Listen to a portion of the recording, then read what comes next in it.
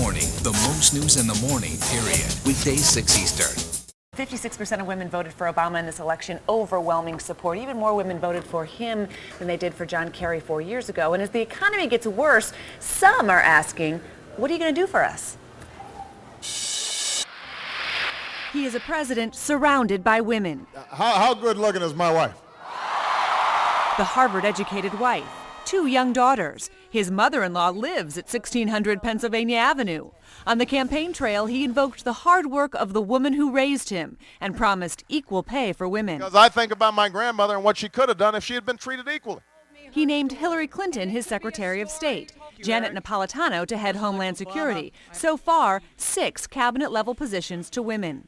So why are women's organizations like NOW and the New Agenda disappointed? We had high hopes for President-elect Obama going into this, and it's been very discouraging. Just 6 out of 21 cabinet positions, they say, is not enough. Women are 52% of the population and 54% of voters. And 56% of women voted for this president. We're clearly not getting the respect or the amount of power that the women in this country deserve. And it just shows you that Obama does not take this constituency very seriously. Unfair, says author Naomi Wolf. I personally feel strongly that it's more important to have the right policies than a certain litmus number for gender. But there's also a nagging concern that men will be favored in the 3.7 million jobs Obama wants to create.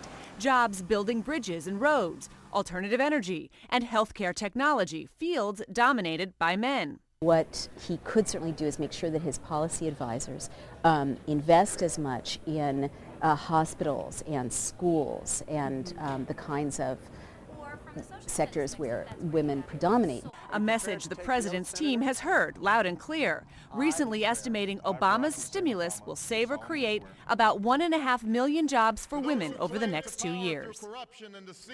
And that's still less than half, though, of the overall jobs that they want to create. Most agree it will be a challenge for this administration to create jobs for women.